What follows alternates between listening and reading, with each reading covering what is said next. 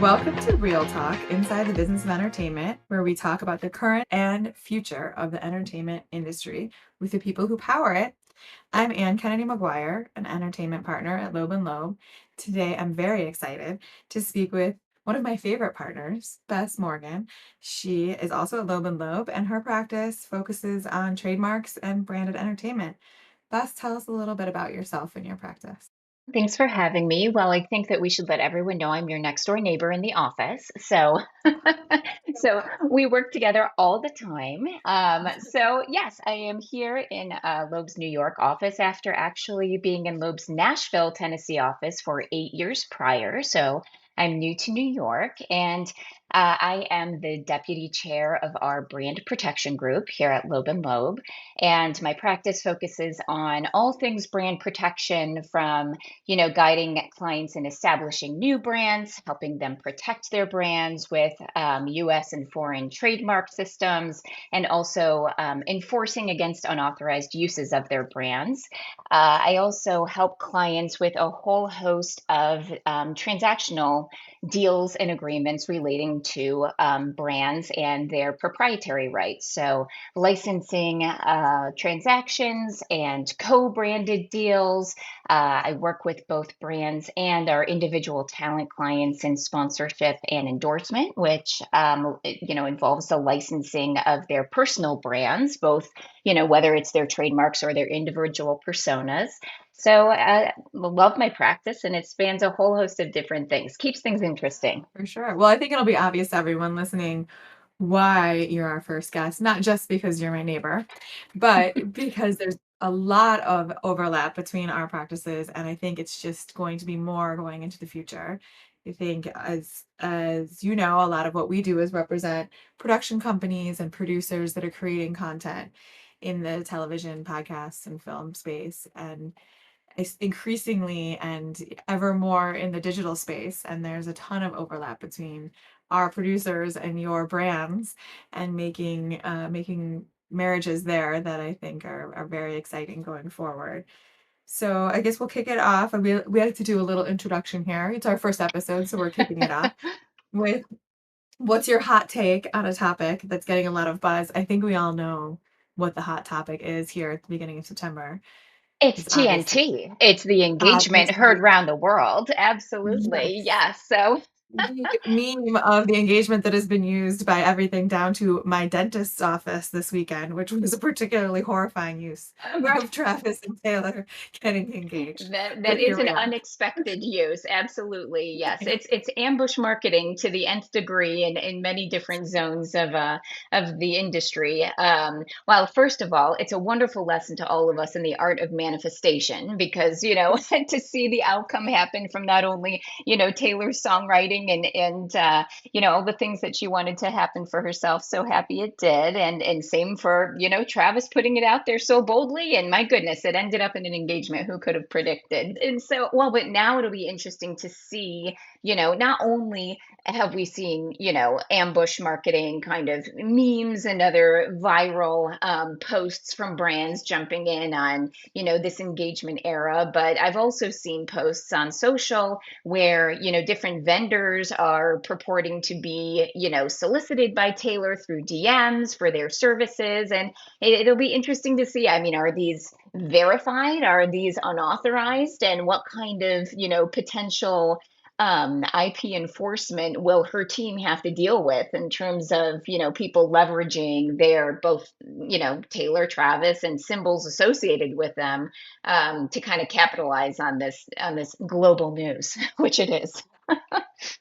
Great question, and something that came to mind when my dentist's office used it again, not to call them out again, but when, in terms of brand protection, since you are our deputy chair, what kind of thought process goes into that? Not just for our beloved Taylor and Travis, but our other brands that we represent in terms of choosing when to enforce and how to enforce, especially since a lot of this comes out of fan love and fan loyalty, and you don't want to shut down your fans, but you also need to protect your brands and protect your persona. Yes, And it's I'm sure you're having those conversations all the time. all the time. I mean, and really, it's a question of, viral marketing in general and where are the lines. And it's never, it's really a delicate dance of risk mitigation. And when it's an individual person, an individual fan, reposting or sharing something online, it's probably not a high risk scenario if this is a viral moment that everyone's talking about. I think where it gets dicier for our clients is when they are commercial entities and using this moment to somehow tie back to their own business. And so sometimes brands and commercial companies want to join the conversation, and I think that that is sometimes, depending on how it's done, and we guide our clients in various ways on this subject, when it's not tying things back into a commercial message and kind of just joining along on a conversation. It's a different risk scenario than perhaps inserting your own individual commercial message or a call to action or advertisement of a particular sale or incentive. I think that's when things get into more of using someone else's proprietary rights for your own commercial gain, and that may catch the attention of the rights holders. Yeah. No, that makes sense. Well, I'm excited. I look forward to my invitation to the wedding. Yeah, I don't same, think it'll same. come, but I know. I I look will check that forward. mail diligently. We'll manifest that going That's right. forward. That's right.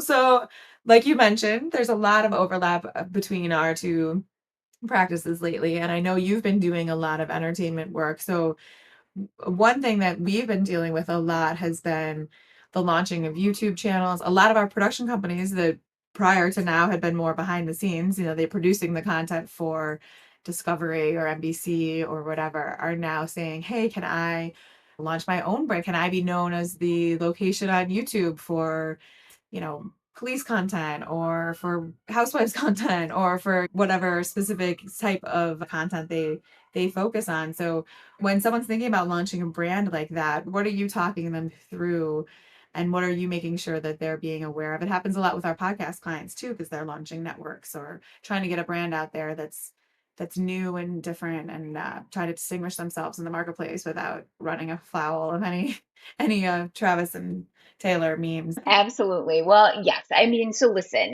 obviously we work very close together individually, but I work very closely with our entertainment department in general because there's such a myriad of ways that brand protection touches entertainment projects holistically, right? So, rights clearance considerations and using and referencing third party brands, what we were just talking about. When can I use someone else's brand in a way that is appropriate based on the circumstances versus does this cause undue risk to the company? So that's like a kind of rights clearance bucket. There's also discussions about brand ownership. So if some of your production company clients are teaming up with a brand to launch a new channel, or if there are multiple partners in a joint venture, what are the conversations surrounding IP ownership? Who is overseeing and controlling a brand that is jointly being developed between parties who are arm's length? That can get, complex and needs to be handled with care.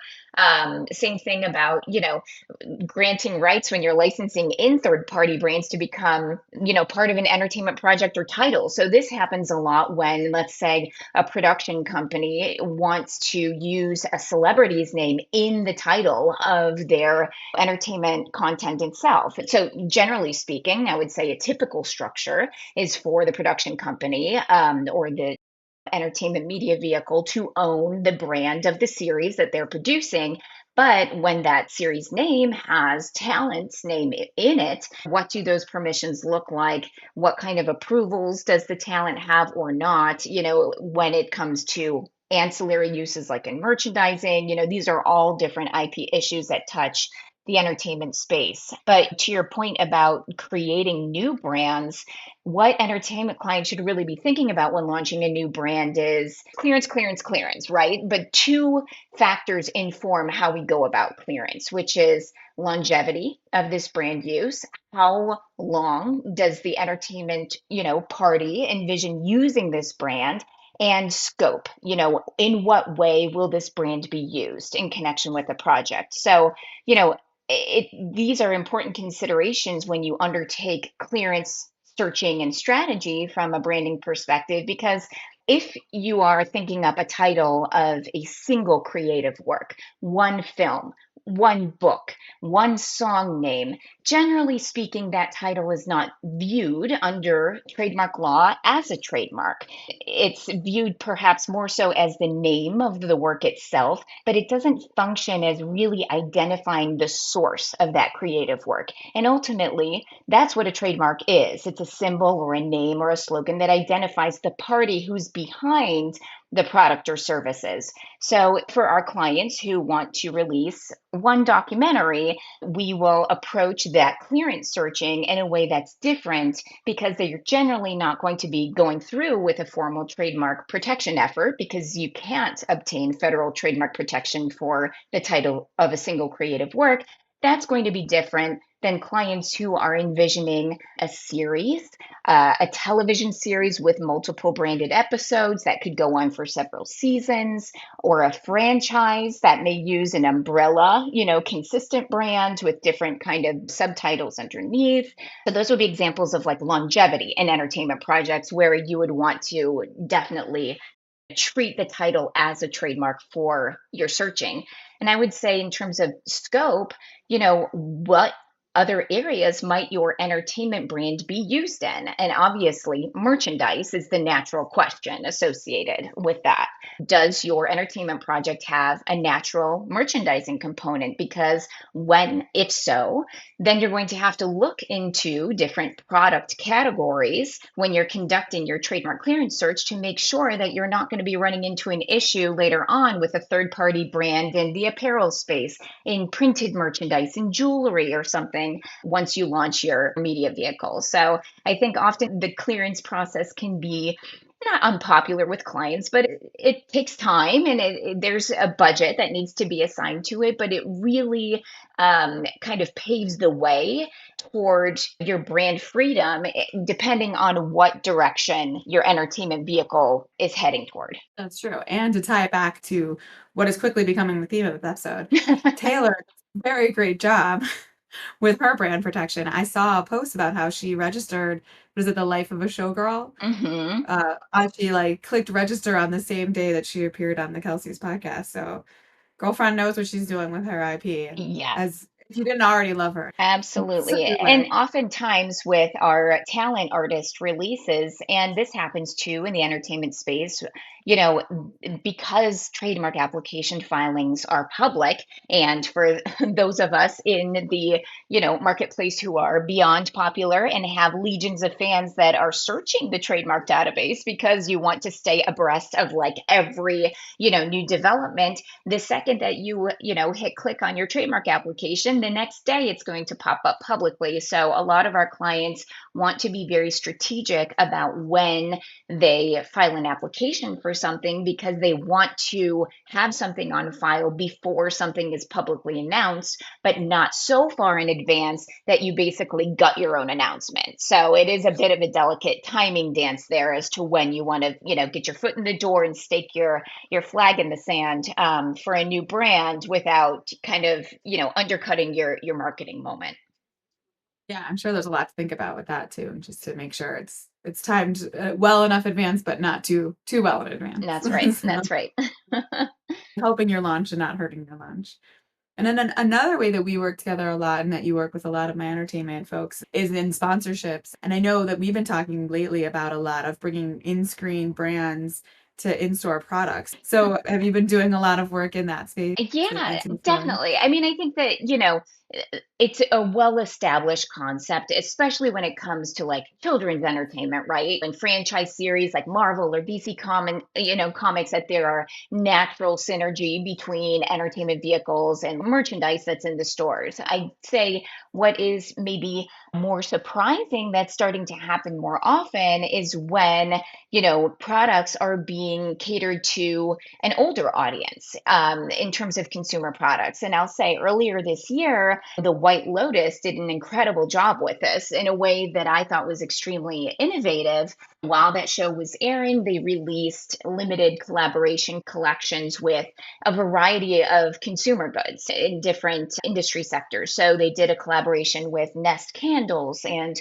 Away Luggage and Banana Republic apparel and CB2 housewares. This, I would say, is probably less typical for, an adult focused dramatic series to pair up with everyday consumer favorites so that these people can take home a piece of the White Lotus franchise. I would say an interesting marketing technique. And, other kind of entertainment series have done this and really used these partnerships in a way that's very smart for their overall IP portfolio. Stranger Things has done collaborations like with bicycles. I believe it was with Schwinn and frozen confections, since they had like a frozen yogurt store as uh, part of the series. And then through those partnerships, you can leverage that use to register your trademark in areas where a traditional entertainment series normally would not be. Because when you are licensing your mark to a third party partner, that licensee's use inures to the benefit of the licensor. So, through these different strategic partnerships, an entertainment IP owner can really expand the different scope of trademark categories in which your brand is protected, which is quite smart. I would say obvious upside, expand IP portfolio, enhance audience engagement, loyalty, all that good stuff. On the flip, there is a cost benefit analysis to this because there is when you register a trademark, I mean, the process of obtaining a formal registration, it can take a while, right? So the backlog at the US Patent and Trademark Office can be anywhere from like 6 to 8 months before an application is even reviewed. So it can easily take up to a year or more to finalize a formal trademark registration. Now, that may well outlast limited edition releases. If you're only doing one SKU of a candle for one series of a show, by the time your trademark registration is done, that product is probably not on the shelves anymore. So, depending on a brand's, again, the longevity and again, the scope of their plans for their brand, that will inform whether a trademark owner might choose to invest in the formal registration process in some, I would say, unique categories for an entertainment brand. Yeah, that's an important consideration. I know we have that conversation a lot with our entertainment clients and with our podcast clients too. Like, is this, like you said, is this a name you're going to use for a series of seasons of episodes, so it makes sense to make that investment, or is this one 6 episode, 10 episode series? And so it'd be nice to have, but it's probably not worth the investment. Like you said, it'll be out, released, and done by the time we even hear back from the trademark office. So Exactly. what's In screen can even mean esports and content creators and gaming personas. And I mean, we work with that kind of talent all the time, gamers and influencers and content creators whose audience is used to watching them on screen. When there's absolutely like an appetite for merchandise that's associated with your favorite personalities, because each of these individuals, from their own brand protection standpoints and brand protection strategies, want to establish and grow and expand their own brand power. And frankly, it helps a lot of our talent clients to start reaching into a broad variety of product categories from a brand protection standpoint, because when you have, albeit fans or other well intentioned people, maybe putting out fan merchandise, having a trademark registration in hand in some product categories is really helpful in connection with expediting takedowns of unauthorized products. Even if they're well intentioned, it does dilute the strength of talent's individual brands in protecting their own persona rights if there's a bunch of people out in the marketplace selling unauthorized products there. That's interesting you brought it up because one of my hobbies, which I think you already know, but maybe I'm dropping it, is needlepoint. So again, tying it back to the theme of the episode, on the podcast, I believe Taylor referred to Travis as a human exclamation point. Right. And within, I think, days of that dropping, there was a needlepoint canvas that had Travis as an exclamation point. And my thoughts, of course, as the IP lawyer, was that was clearly not licensed. So, and there's a lot of, in that world, like you're saying, individual folks that like to do what could be deemed fan art, but of course they're selling it in commerce and they're using personas, they're using trademarks, they're using animated characters that are protected. So I always think of you and think, well, that's not super legal. But here we are. I know, I know. Well, and it gets a little bit trickier, right? When the symbols aren't, necessarily registered trademarks, that they're things like an exclamation point or heart-shaped glasses or, things that are more, some would say, generally used symbols that like, a heart in and of itself might be difficult to, exclusively protect against as a commonly used symbol. But when you're compiling different elements together, when telling more of an overall story, that you're pulling in elements of potential persona association, even if in a vacuum each individual one might not necessarily point to that one person. So it can be a little bit complex, and I'd say a lot of people in the marketplace are very creative in terms of how they want to ride the line a bit, I'd say. There's a lot of that out there. Well, that ties into what we like to end our show talking about is the sort of innovation and what's next. I think something you talked about was the expansion of entertainment personalities and entertainment brands into a wide variety of places. I know you've been doing a lot of merchandising. You also touched on live events. I think my children's also my interest in K-pop Demon Hunters. Oh, that is A very classic. big in our house too. If I have seen Yeah. the My Little Soda Pop dance once, I've seen it 6,000 Oh, times. yeah. We also went to the sing along in theaters, which was a really special event for everyone in our family. They are doing a great expansion, and I'm sure there's merchandise coming if not already. As my child will want all of it. Is the live theater events and doing live events. I think first the innovative was just having a Netflix movie that was originally released on Netflix, even having a theatrical sing along version was innovative in this market. And I think we'll be seeing more of that based on what has only been expressed as wild success of that event. But I think they're also talking already about a live stage version of that. I know we've seen a lot of our brands and a lot of our entertainment properties. Like there's a lot of that that's going on. Backstreet Boys did a tour of Vegas. I'm sure a lot of merch came out of that one as well. But I Absolutely. would And think, at the Sphere, I yeah, mean, that's so yeah, immersive, and I hear you. It's like, leveraging these incredible technology innovations to just make immersive worlds for the live events come to life. I mean, even time, holiday specific immersive walkthrough events, whether it's at the botanical gardens or something like that, it's just um, stepping into your favorite entertainment property definitely reinforces your love for A, production, and B, like all the accoutrement that you can buy to go along with it. exactly. And all the I know Stranger Things has a Broadway show and they've done a lot of immersive theater as well, That's right. which is great. Do you see, is that something that I guess it sort of depends on how long it's going to last and how long they're going to keep it open on whether you're seeing a lot of brands worry about brand protection with those kind of events. Maybe if it's a limited event, not necessary, but if it's going to have a Broadway run, then we're going to protect it in a way that we wouldn't necessarily if it was a short-term pop-up kind of Yeah, event. absolutely. And there's, for things that are incredibly artistic that involve either actual visual elements or new copyright protection, right? So, like if it's set designs or artwork, new visuals, new enhanced, like, for the Wizard of Oz, new enhanced technology that they're using. I believe they use some kind of AI enhancement to, accommodate the technical specifications. Trademarks certainly not the only avenue in which all of these rights holders can protect, these works, yeah, as they evolve and grow with the different technological advances out there. So I think there's more and more development of different types of IP across these ecosystems. Is it whether it's film, into games, into music, into merchandise, immersive worlds, live events. I mean, really, as far as your brand can reach, it's only more beneficial for long lasting, consumer and fan engagement.